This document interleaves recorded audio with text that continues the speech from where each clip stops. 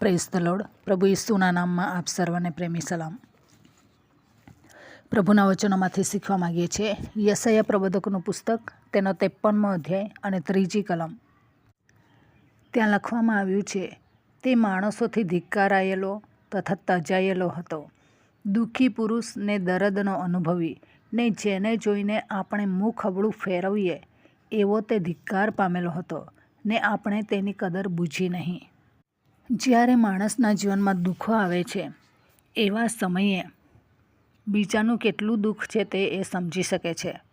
જે વ્યક્તિના જીવનમાં દુઃખ છે જ નહીં, એ વ્યક્તિ ગમે તેટલો ધનાઢ્ય હશે, ગમે તેટલો સુખી હશે, પૈસે ટકે સારો હશે, તો પણ કોઈને મદદ નહીં કરશે. પરંતુ જો એ ધનવાન વ્યક્તિ એવા દુઃખોમાંથી, ક્લેશોમાંથી જો પસાર થયેલો હશે, તો ચોક્કસ એ ધનવાન હશે, તો પણ ધન પર મન નહીં, પરંતુ આવા લોકોને મદદ કરવાને માટે એ તત્પર રહેશે. નવા કરારમાં લખવામાં આવ્યું છે કે આપણા પર જેને દયા નહીં આવે એવો પ્રમુખ યાજકે નથી, કેમ કે એ પોતે એવા દુઃખોમાંથી પસાર થયેલો છે, અને તેથી એ પરીક્ષણ શું છે એ જાણે છે, અને આપણને મદદ કરવાને માટે તત્પર છે. જો આપણા જીવનમાં દુઃખો નહીં હોય તો આપણે બીજાને સમજી શકતા નથી. દાઉદ ભક્ત જણાવે છે કે હું દુઃખી થયો તે મને ગુણકારક થઈ પડ્યું.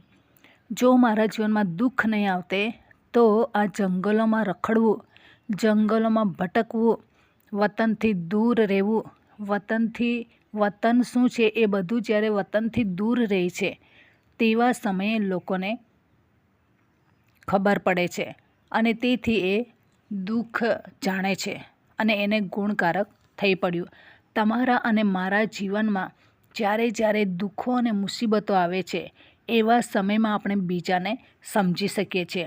એક વખત DGS દિનાકરણ એ જ્યારે ICU વોર્ડમાં હોય, એવા સમયે એમનો દીકરો પોલ દિનાકરણ છે એ બહાર ઊભેલો હોય અને વિચાર કરે છે કે મારા પપ્પા એક પ્રાર્થના કરીને મરેલા જીવતા થાય છે, તો મારા પપ્પાને માટે પ્રભુ સાજાપણું કેમ મોકલાવતા નથી.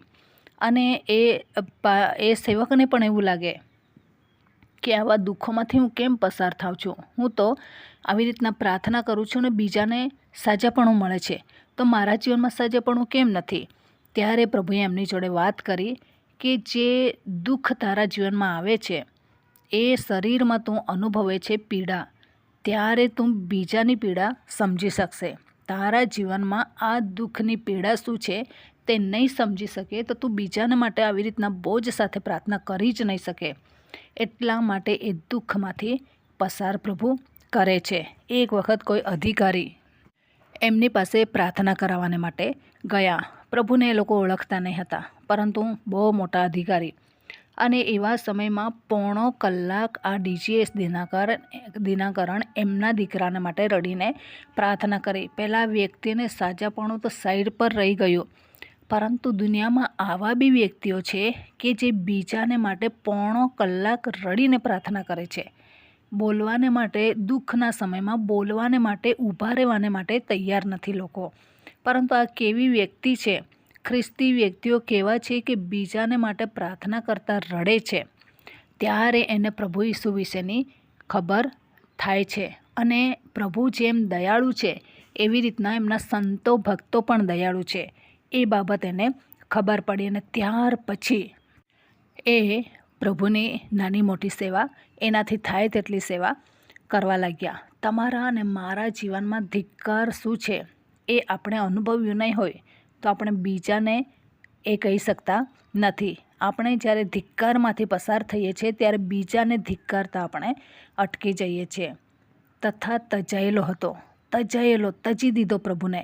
પરંતુ એવા એકલવાયા વ્યક્તિઓને જ્યારે આપણે જોઈએ ત્યારે મદદ કરવાની ભાવના થાય છે. પરંતુ જ્યારે દુનિયાએ આપણને તજી દીધા હોય, સગા સંબંધીઓએ આપણને તજી દીધા હોય, ત્યારે એનો અનુભવ આપણને થાય છે, અને બીજા એવા એકલવાયા જીવનો પસાર થાય છે, એમના માટે આપણે સતત પ્રાર્થના કરીએ છીએ.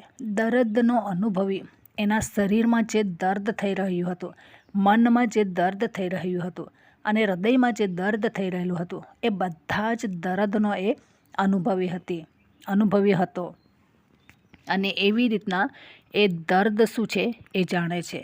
આપણા જીવનમાં જ્યારે લોકો હુમલાઓ કરે છે એવા સમયમાં આપણે પણ એ દર્દ શું છે, બીજાના શબ્દો કેવા વાગે છે તે આપણે જાણીએ છીએ અને એવી રીતના આપણે બીજાને આવા દુઃખોમાંથી બહાર કાઢવાને માટે મદદરૂપ બનીએ છીએ.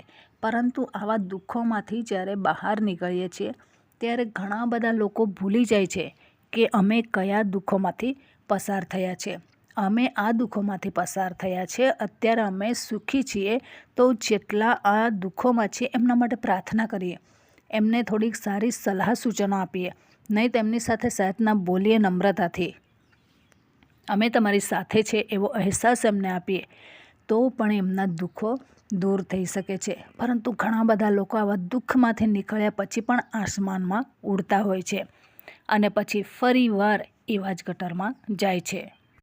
અભિમાનની પાંખો જ્યારે આવી જાય છે એ કેટલેય ઊંચે ઉડતી હોય ત્યાંથી એવી તલવારથી કપાઈને નીચે પડે છે. તેથી આજે જે વ્યક્તિઓ ઘમંડ કરી રહેલા છે એ ઘમંડ કંઈ કામ આવવાનું નથી, નમ્રતા જ કામ આવવાની છે. તેથી આવા હરેક ધિક્કારેલા લોકોને સમજીએ, તજાયેલા લોકોને સમજીએ, દુઃખી લોકોને સમજીએ, જે દર્દ અનુભવી રહેલા છે એમને સમજીએ, લોકોએ અને સમાજે એમને ધિક્કારી કાઢેલા છે, મુખ ખવડા ફેરવી નાખેલા છે, એવા તમામ વ્યક્તિઓ તરફ નજર કરીએ. કમસે કમ આપણે તો નજર કરીએ, બે શબ્દો તો સારા બોલીએ મીઠા, કે જેથી એમનું જે દર્દ છે એ દૂર થઈ જાય. અને એવી રીતના પ્રભુના રાજ્યને માટે અને રાજ્ય તરફ તેઓ ફરે, પ્રભુ તરફ ફરે એવું કામ કરવાની જરૂર છે. તો આ વચન પ્રમાણે જીવન જીવવા પ્રભુ આપણને સહાય કરે, વચનનો આશીર્વાદ પ્રભુ આપણને સર્વને પૂરો પાડે. આમેન. પ્રાર્થના કરીશું. પ્રેમાળ પરમેશ્વર પિતા, અમે તમારો આભાર માનીએ છીએ, તમારી સ્તુતિ કરીએ છીએ. તમામ શ્રોતાજનોની સાથે તમે વાત અને વ્યવહાર કરો પ્રભુ. એ લોકોના જીવનમાં જે દુઃખો છે તમારા વધસ્તંભ ઉપર નાખવાને માટે તમે કૃપા પૂરી પાડો. હરેક દર્દમાંથી તમે એમને બહાર કાઢો અને જેટલા લોકો એમને જુએ તરસ ખાનારા લોકો બને, દયા કરનારા લોકો બને એવી કૃપા અમે તમારી પાસે માગીએ છીએ. તમામ શ્રોતાજનોને પ્રભુ તમારા ચરણોને આગળ સોંપી દેતા તમારો વિંધાયેલો કચડાયેલો હાથ હંમેશા એમને દોરીને આગળ અને આગળ વધાવો એવી કૃપા માગતા પ્રાર્થના પ્રભુ ઈસુના મૂલ્યવાન નામની અંદર માગીએ છીએ. Amen. Thank you. Praise the lord. God bless you. Amen.